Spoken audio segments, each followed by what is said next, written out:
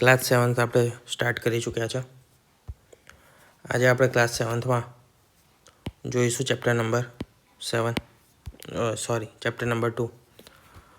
પહેલું ચેપ્ટર પહેલો પાઠ આપણે જોઈ ગયા એ હતું 2 મહારાજ્યો. એમાં આપણે હર્ષવર્ધન અને પુલકેશિન બીજા વિશે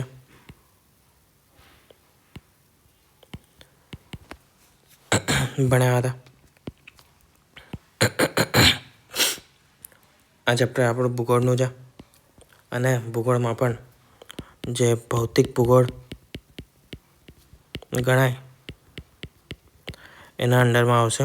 ભૌતિક ભૂગોળની અંડરમાં જીપીએસસીના સિલેબસ મુજબ માત્ર જીપીએસસીમાં જ નહીં પરંતુ બીજી તમામ એક્ઝામમાં તમારે ભૌતિક ભૂગોળ પૂછાય છે, તો તે તમામ અંતર્ગત આ ચેપ્ટર ઇમ્પોર્ટન્ટ છે એકદમ બેઝિક જ. એસએસસી કોઈ પણ બરાબર એકદમ બેઝિક ચેપ્ટર છે, પરંતુ સૌથી વધારે ક્વેશ્ચન પૂછાય તેની સંભાવના આ ચેપ્ટરમાં રહેલી છે. તો શરૂ કરીએ. હવે ચેપ્ટરનું નામ છે પૃથ્વી ફરે છે, એવું નામ છે ચેપ્ટરનું. એ મુખ્ય ગતિઓ છે. હવે પૃથ્વી જે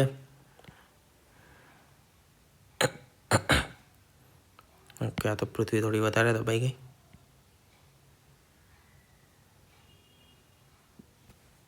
ચલો કાંઈ નહીં. પૃથ્વી બરાબર ફરે છે, એનો મતલબ પૃથ્વી ભ્રમણ કરે છે. બરાબર, આ પૃથ્વી છે એવું માની લઈએ અને આ તેની એક્સ છે, મતલબ સેન્ટર એક્સિસ છે. અહીંયા આગળ ઉત્તર ધ્રુવ છે અને આ છે દક્ષિણ ધ્રુવ. બરાબર, અહીંયા આગળથી છે આપણું ઇક્વેટર એટલે કે વિષુવવૃત્ત. આ વિષુવવૃત્ત છે.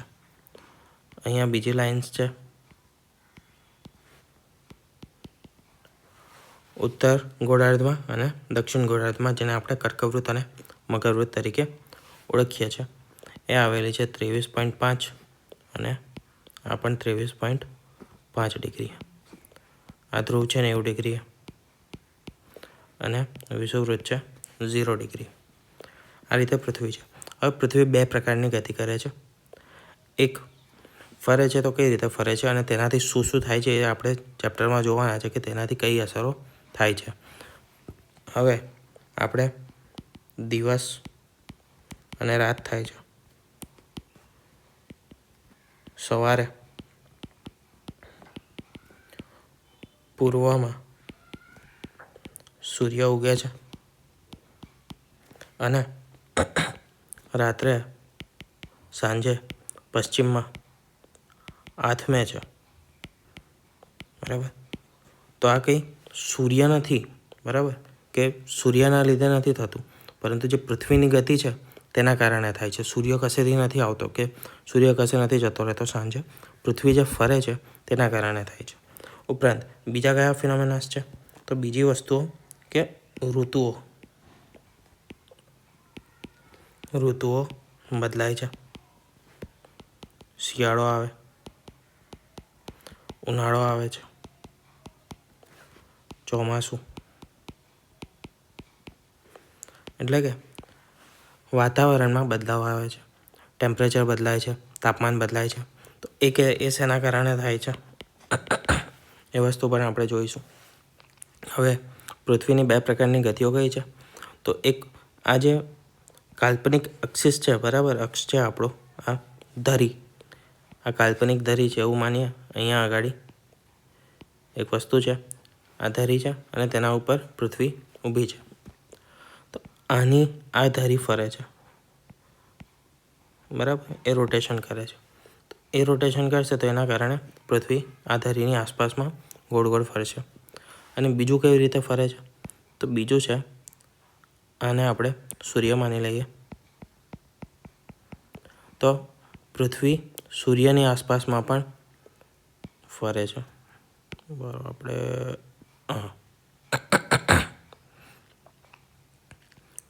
કેવી રીતે? સૂર્યની આસપાસમાં આ પથ પર ફરે છે એમ માનો, બરાબર.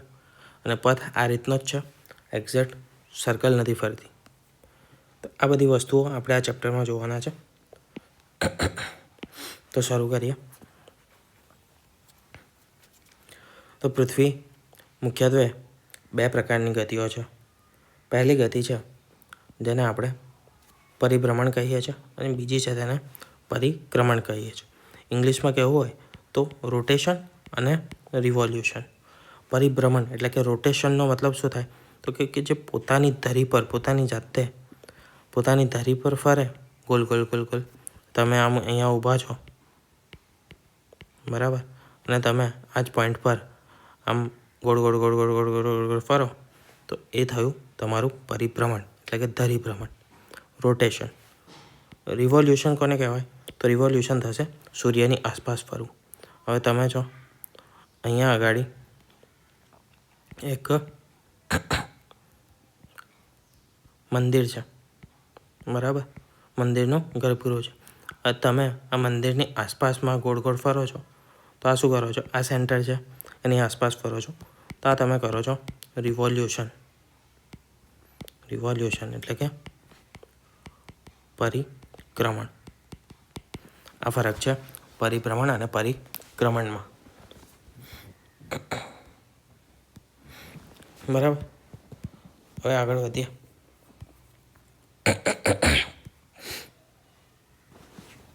પરિભ્રમણને થોડું ડિટેલમાં જોઈએ. પરિભ્રમણને બીજું એક રીતે સમજવું હોય તો આવી તમને એક ફિગર આપી છે, આકૃતિ આપી છે તમારી GCRTમાં. આપણે આ એક ધરી બતાવેલી છે, આ જે સેન્ટર પર જાય છે આ એક ધરી છે, બરાબર, અને ચકડોળ દર્શાવેલું છે. આ ચકડોળ છે, માણસો બેઠેલા છે, બરાબર. તો આ કેવી રીતે ફરે છે? તો આ વચ્ચે જ ધરી છે, અહીંયા નીચે મોટર છે અને આમ ગોળ ગોળ ફરે છે. તો આ પરિભ્રમણનું એક ઉદાહરણ છે. પૃથ્વી પોતાની કાલ્પનિક ધરી પર ફરે છે અને એક ચક્ર પૂર્ણ કરવા માટે તેને 24 કલાક લાગે છે. આપણો દિવસ કેટલાનો હોય છે? 24 કલાકનો હોય છે દિવસ. તો એક પરિભ્રમણ બરાબર 24 કલાક થયા. હવે આજે 24 કલાકનો દિવસ હોય છે તો એના જ કારણે આપણે દિવસ અને રાત થતી હશે એવું માની શકીએ, કેમ કે 24 કલાકનો દિવસ હોય છે અને એક પરિભ્રમણ પૂર્ણ કરતાં 24 કલાક લાગે છે. તો જે દિવસ અને રાત થાય છે પૃથ્વી પર એની પાછળનું રીઝન છે કે પૃથ્વી જે પોતાની ધરી પર ફરે છે એના જ કારણે થતું હશે. વિષુવવૃત્ત પર તેની ઝડપ એટલે કે આને પૃથ્વી સમજીએ અને અત્યારે આને સીધું જ રાખીએ છીએ, નમાવતા નથી. તો આ દિશામાં ફરે છે એમ માનીએ. તો અહીંયા આગળ હવે ધરી પાસે તો સ્થિર હશે કેમ કે ત્યાંથી જ એનું રોટેશન ચાલુ થાય છે. તમે હાથમાં અહીંયા એક દોરો છે, અહીંયા આગળ તમે પથ્થર બાંધ્યો, બરાબર, અને એને તમે ગોલ ગોલ ફેરવો છો, બરાબર. તમારો હાથ તો સ્થિર જ હશે પણ આ પથ્થર આમ ગોળ ફરતો હશે, બરાબર. તો અહીંયા આગળ સૌથી વધારે ગતિ હશે અને જેમ જેમ નજીક આવશે તમારા હાથ પાસે એ સ્થિર થઈ જશે. સમજી ગયા ગતિ? તો અહીંયા આગળ એટલે કે વિષુવવૃત્ત પર સૌથી ખૂણા ઉપર સૌથી વધારે ગતિ અને એ સ્પીડ હોય છે, એ ગતિ હોય છે 1670 કિલોમીટર પ્રતિ કલાકની. એક કલાકમાં 1670 કિલોમીટર જેટલી ફરે છે પૃથ્વી. પરિભ્રમણથી કઈ કઈ વસ્તુઓ થાય છે? તો સૌપ્રથમ દિવસ અને રાત થાય છે. સૂર્યની દૈનિક પોઝિશનમાં ફેરફાર થાય છે. એ સવારે પશ્ચિમમાં તમને સવારે પૂર્વમાં જોવા મળે છે, તે ફરીને સાંજે પશ્ચિમમાં જોવા મળે છે.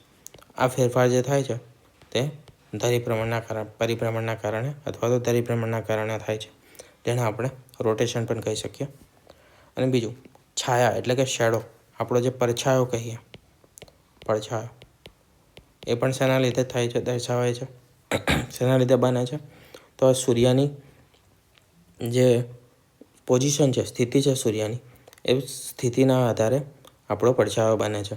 એની પાછળ સૂર્યની પોઝિશન એટલે કે સૂર્યની સ્થિતિ શેને આભારી છે? તો પરિભ્રમણને આભારી. એટલા માટે પડછાયો છાયો જે પણ બને છે એની પાછળનું પણ રીઝન છે આપણું ધરીભ્રમણ. પૃથ્વી પશ્ચિમથી પૂર્વ તરફ ફરે છે. કઈથી કઈ દિશામાં ફરે છે? તો પૃથ્વી આ વેસ્ટ છે એટલે કે આ પશ્ચિમ છે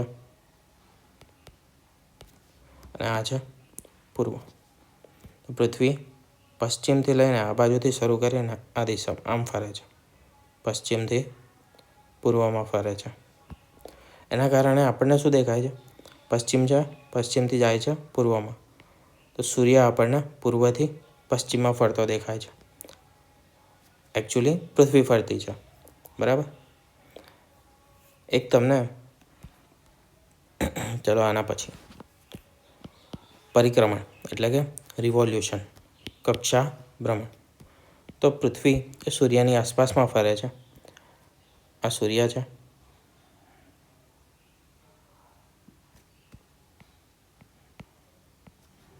અને આપણે સૂર્ય ગણીએ.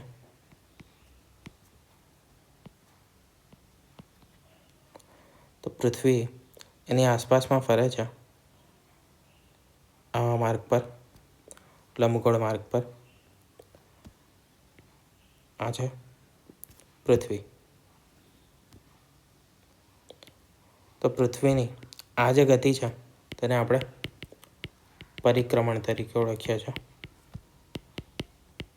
રિવોલ્યુશન.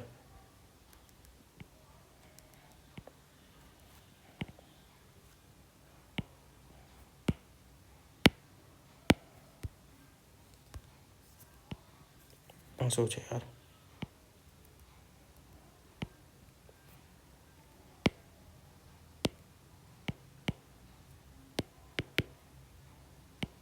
ઇરેઝર નથી આવતું. ચલો છોડો, કંઈ નહીં, બરાબર. અને આપણે રિવોલ્યુશન તરીકે ઓળખ્યા છે. એક ચક્ર પૂર્ણ કરવા માટે 365 દિવસ લાગે છે. 365 દિવસ અને 6 કલાક, જેને આપણે એક વર્ષ તરીકે ઓળખીએ છીએ. આપણું વર્ષ કેટલાનું હોય છે? 365 દિવસનું હોય છે અને અમુક વખતે 366 દિવસનું હોય છે. આ વર્ષ શેના લીધે બન્યું? તો વર્ષ બનવા પાછળનું કારણ હતું કે પૃથ્વી પોતાનું એક પરિક્રમણ પૂર્ણ કરે છે, એના કારણે બને છે. હવે આ 366 દિવસ કેમ? તો પૃથ્વીને પોતાનું પરિક્રમણ પૂર્ણ કરતાં 365 દિવસ અને 6 કલાક જેટલો સમય લાગે છે. દર 4 વર્ષે એક લીપ યર આવે છે, એની પાછળનું કારણ છે આ 6 કલાક, બરાબર. કેવી રીતે? 365 દિવસ લાગે છે, બરાબર. 2024 લીપ યર હતું એવું માનીએ. પછી 2024 પછી, તો 2024ના વર્ષમાં આપણે એક દિવસ એક્સ્ટ્રા લઈ લીધો, 29 ફેબ્રુઆરીનો.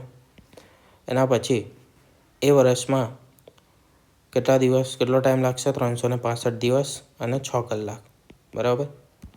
પછી 25માં બીજા 6 કલાક એડ થશે, 26માં બીજા 6 કલાક એડ થશે, 27માં બીજા 6 કલાક એડ થશે.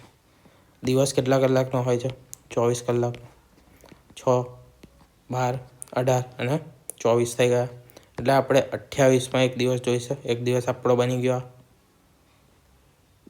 એના લીધે આપણે 28માં શું કરીશું? 29 ફેબ્રુઆરી એક એક્સ્ટ્રા દિવસ એડ કરી દઈશું. તો આ રીઝન હતું તેની પાછળ. પરિક્રમણના લીધે અને ધરીભ્રમણના લીધે ઋતુઓ એટલે કે સિઝન્સ, આપણી જે ઋતુઓ છે તે પણ પરિક્રમણ અને ધરીભ્રમણ બંનેના લીધે બદલાય છે. આ જે પોઝિશન છે અને આ જે પ્રદક્ષિણાનો માર્ગ છે તેના પરથી આપણે સમજીશું કે કેવી રીતે ચેન્જ થાય છે. ધરી પૃથ્વી પાછી આમ સીધી નથી, આ અહીંયા દર્શાવેલી છે સીધી, તો પૃથ્વી આવી નથી.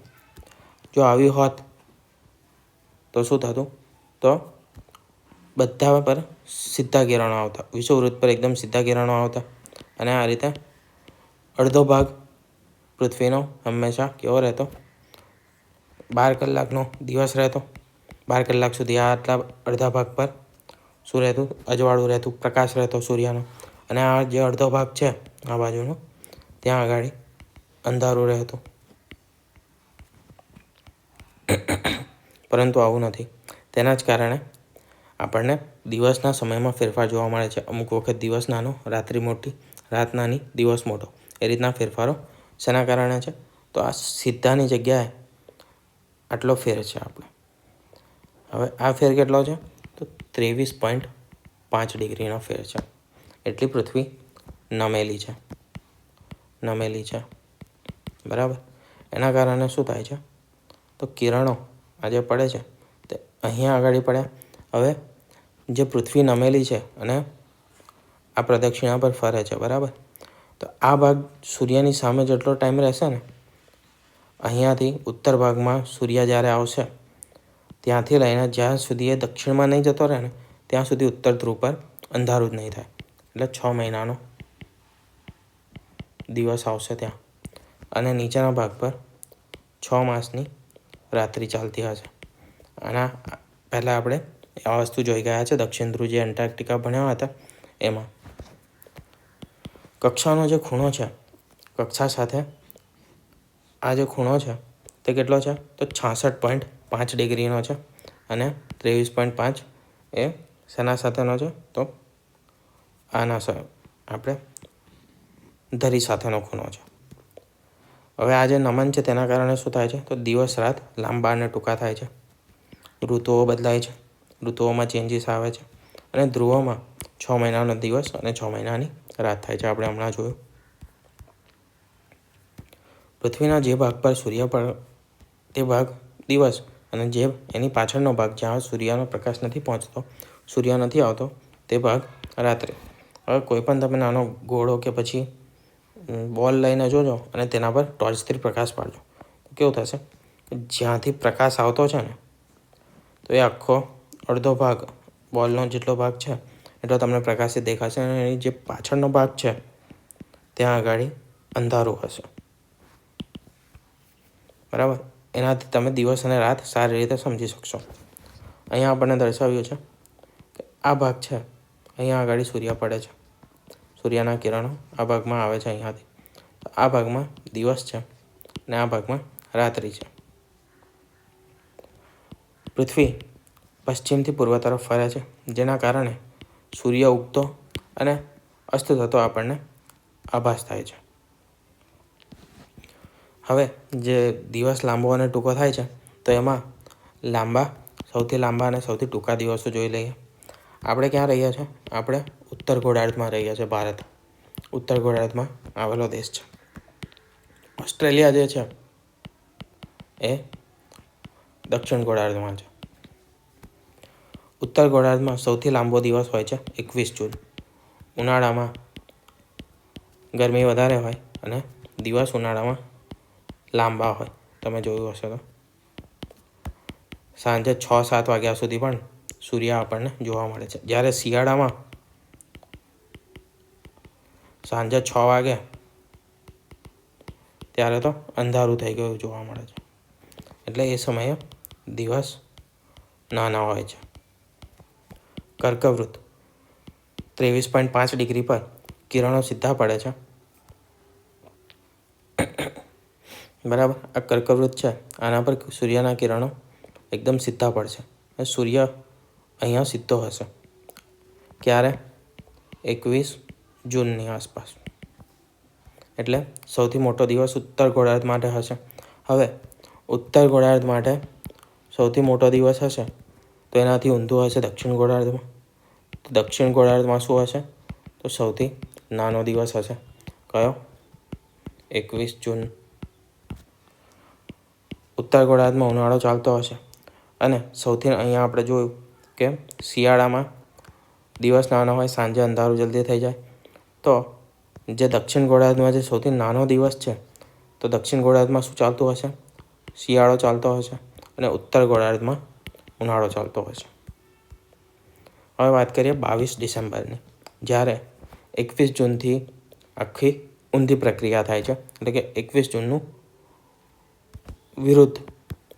21 જૂને હમણાં આપણે શું જોયું? તો ઉત્તર ગોળાર્ધમાં ઉનાળો અને દક્ષિણ ગોળાર્ધમાં શિયાળો.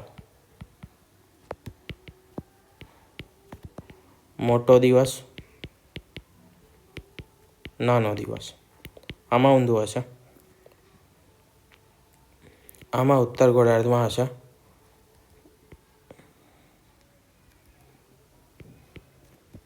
ઉત્તર ગોળાર્ધમાં સૌથી ટૂંકો દિવસ હશે, એટલે કે દિવસ અહીંયા ટૂંકો થઈ જશે 22 ડિસેમ્બરે. અને દક્ષિણ ગોળાર્ધમાં સૌથી મોટો દિવસ થઈ જશે. એના કારણે અહીંયા આગળ શું ચાલતું હશે? શિયાળો હશે. ડિસેમ્બર, નવેમ્બર, ડિસેમ્બર, જાન્યુઆરી, ફેબ્રુઆરી આટલા આપણા શિયાળાના મહિના છે. અને દક્ષિણ ગોળાર્ધમાં શું હશે? તો ઉનાળો હશે, ગરમી હશે. આ વખતે મકર વૃત્ત પર, ઉપર કર્કવૃત્ત પર સૂર્ય સીધો પડતો હતો ત્યારે ઉનાળો હતો ઉત્તર ગોળાર્ધમાં. મકર વૃત્ત પર પડે છે નીચે, દક્ષિણ ગોળાર્ધમાં છે મકર વૃત્ત, ત્યારે ત્યાં ઉનાળો હશે. મકર વૃત્ત પર 23.5 સાઉથમાં કિરણો સૂર્યના સીધા પડતા હશે. હવે વાત કરીએ 21મી માર્ચ અને 23મી સપ્ટેમ્બર. આ બે દિવસો એવા હશે કે જ્યાં દિવસ અને રાત બંનેને સરખા હશે. એટલે કે 12 કલાકની રાત્રિ હશે અને 12 કલાકનો જ દિવસ હશે. 21મી માર્ચે અને 23મી સપ્ટેમ્બરે આ બંને દિવસે સૂર્ય ક્યાં હશે? તો સૂર્ય હશે વિષુવવૃત્ત પર. બરાબર. હવે આના જ આધારે સમજીએ કે કેવી રીતે ઋતુઓ પણ ચેન્જ થાય છે. બરાબર. તો પૃથ્વી આ સિદ્ધિની જગ્યાએ આ રીતે નમેલી છે. આ જે આડી અક્ષ છે એ પૃથ્વીની એકચ્યુઅલ અક્ષ છે, એકચ્યુઅલ ધરી છે. બરાબર. 21 જૂનનું જોઈએ તો સૂર્યના કિરણો 21 જૂન આ સૌથી સીધું છે ઉત્તર ગોળાર્ધમાં. અને આ છે કર્કવૃત્ત, આ છે મકર વૃત્ત. તો અહીંયા આગળ સૌથી વધારે હશે તાપ, અહીંયા ગરમી હશે અને દિવસ 12 કલાકથી મોટો હશે. બરાબર. સૌથી લાંબો દિવસ હશે 21મી જૂનનો. પછી જૂનથી ચાલુ કરીએ, જુલાઈ, સપ્ટેમ્બર, જુલાઈ, ઓગસ્ટ, સપ્ટેમ્બર. બરાબર. અહીંયા આવશે 23 સપ્ટેમ્બર. 23 સપ્ટેમ્બરે કેવું હશે? તો સૌથી સીધું હશે. બરાબર. ક્યાં આગળ પડતા હશે સૂર્યના કિરણો? આ પૃથ્વી એ લોકોએ ઊંધી બતાવી છે, આ સાઈડની થઈ જશે, આમ થઈ જશે. અહીંયા આગળ વિષુવવૃત્ત થઈ જશે. વિષુવવૃત્ત સૂર્યના સીધા કિરણો વિષુવવૃત્ત પર પડતા હશે. તેના કારણે દિવસ અને રાત બંને સરખા હશે. બરાબર. અને એના પછી થશે સપ્ટેમ્બરથી ઓક્ટોબર, નવેમ્બર અને ડિસેમ્બર. ડિસેમ્બરમાં 22 ડિસેમ્બર ઉત્તર ગોળાર્ધમાંથી આપણા માટે ભારતમાં સૌથી ટૂંકો દિવસ, કેમ કે શિયાળો ચાલતો હશે, ઠંડીમાં અંધારું જલ્દી થઈ જાય. આ વખતે શું હશે? તો સૂર્ય આપણાથી દૂર છે એટલે આપણને ઠંડીનો અનુભવ થાય છે. દૂર છે તો ક્યાં છે? તો મકર વૃત્ત પર છે, એટલે કે દક્ષિણ ગોળાર્ધમાં છે. મકર વૃત્ત પર સીધા કિરણો પડે છે. પછી જાન્યુઆરી, ફેબ્રુઆરી અને માર્ચમાં પાછા દિવસ અને રાત સરખા થઈ જશે, કેમ કે સૂર્યના કિરણો વિષુવવૃત્ત પર પડતા હશે. બરાબર. તો આ પ્રદક્ષિણા પથ થયો શેનો? આપણો પૃથ્વીનો, સૂર્યની આસપાસ જે પરિક્રમણ કરે છે તેનો.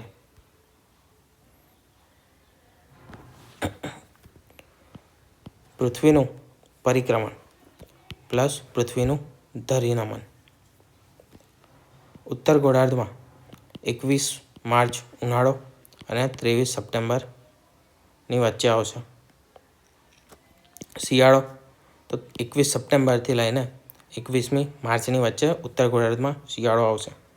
અને દક્ષિણ ગોળાર્ધનું કઈ રીતે યાદ રાખવાનું? તો આનું ઓપોઝિટ, એટલે કે આનું વિરોધી થશે દક્ષિણ ગોળાર્ધમાં.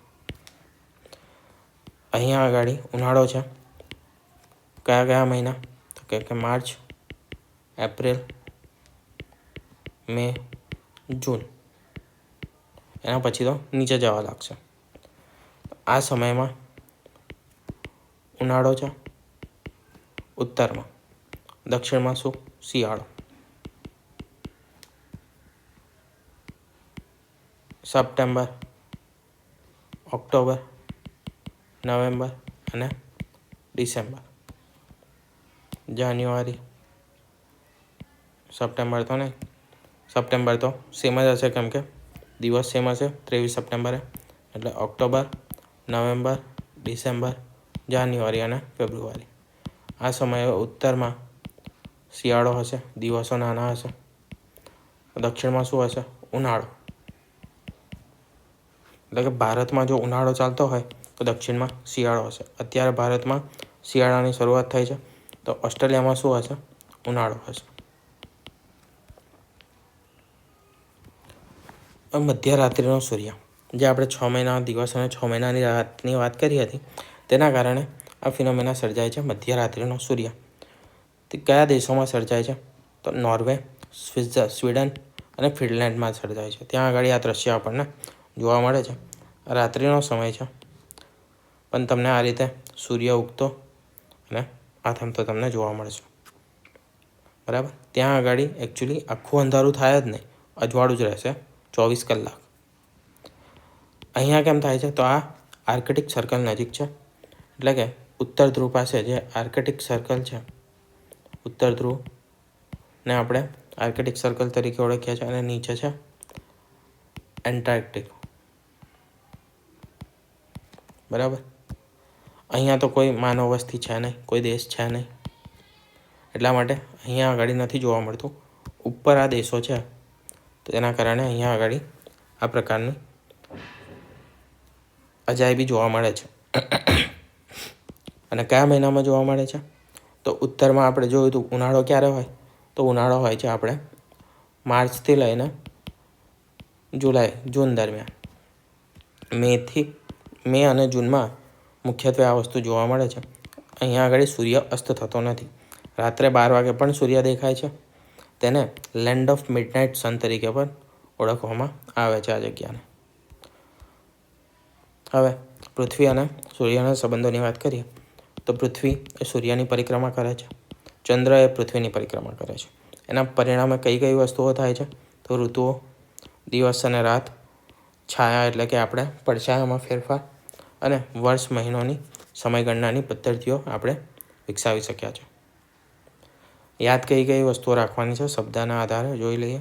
તો પરિભ્રમણ, તેનો અર્થ થાય છે એટલે કે પોતાની ધરી પર ફરવું.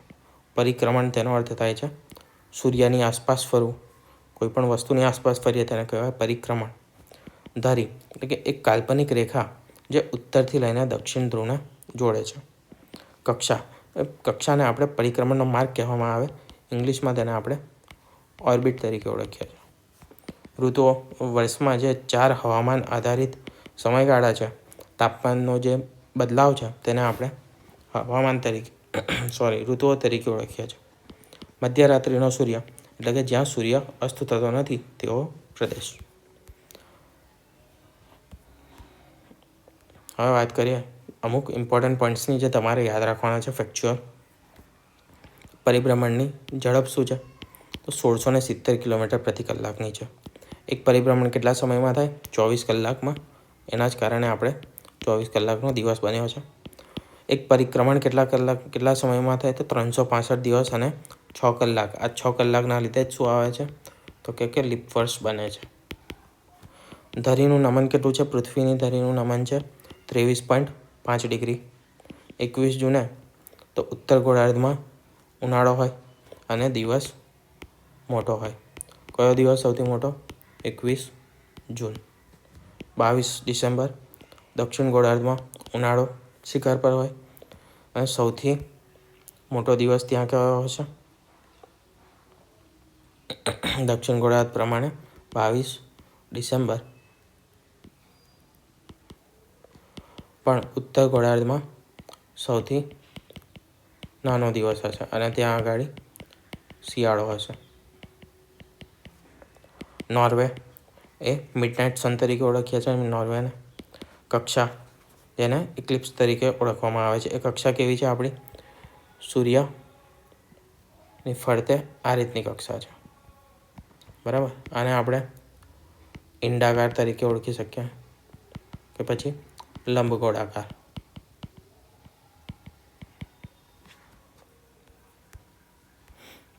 હવે MCQ જોઈ લઈએ થોડા.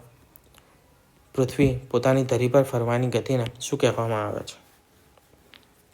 પરિક્રમણ, પરિભ્રમણ, પ્રદક્ષિણા કે અભ્રમણ? ધરી પર ફરે તેને ભ્રમણ કહેવાય, પરિભ્રમણ.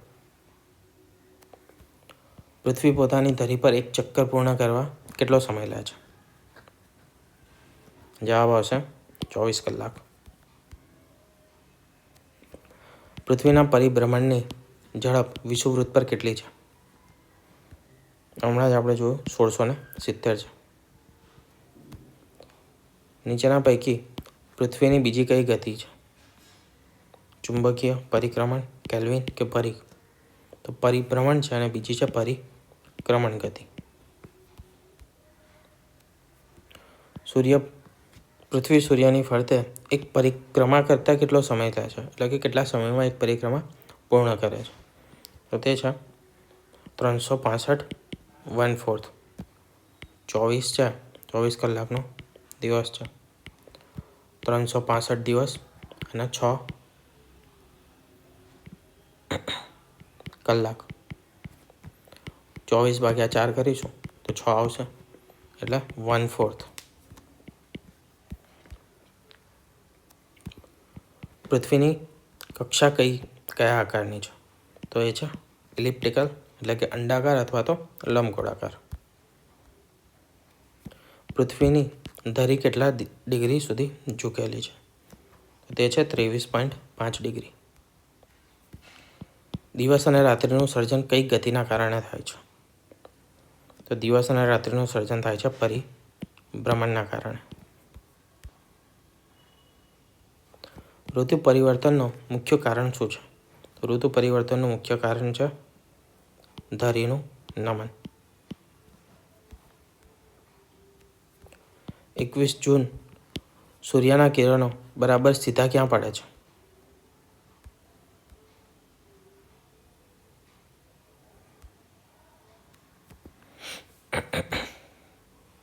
તો એ પડે છે કર્કવૃત્ત પર. ઉત્તર ગોળાર્ધમાં સૂર્ય હોય છે. 22 ડિસેમ્બરે સૌથી ટૂંકો દિવસ ક્યાં હોય છે? 22 ડિસેમ્બરે શિયાળામાં ટૂંકા દિવસ હોય. ડિસેમ્બરમાં શિયાળો ઉત્તર ગોળાર્ધમાં ઇન્ડિયામાં હોય, મતલબ ઉત્તર ગોળાર્ધમાં ટૂંકો દિવસ હોય. 21 માર્ચ અને 23 સપ્ટેમ્બરની સ્થિતિને શું કહેવાય છે? દિવસ અને રાત બંને સરખા હોય તે સ્થિતિને આપણે ઇંગ્લિશમાં ઇક્વિનોક્સ તરીકે ઓળખીએ છીએ. મધ્યરાત્રિનો સૂર્ય ક્યાં જોવા મળે છે? તો તે જોવા મળે છે નોર્વેમાં. ભારતમાં તો નથી, બ્રાઝિલમાં નથી, જાપાનમાં પણ નથી. નોર્વે, સ્વીડન અને ત્રીજો એક દિવસ હતો, કયો હતો? સૂર્ય પૂર્વમાં ઉગતો લાગે છે, તેનું કારણ શું છે? તેનું કારણ છે પૃથ્વીની પરિભ્રમણ, ધરીભ્રમણ. એ પૃથ્વી ક્યાં પશ્ચિમથી પૂર્વમાં ફરે છે, તેના કારણે સૂર્ય પૂર્વમાં ઉગતો અને પશ્ચિમમાં આથમતો દેખાય છે. પૃથ્વીના પરિક્રમણથી કઈ ઘટના સર્જાય છે? તો પરિક્રમણથી ઋતુઓ બદલાય છે.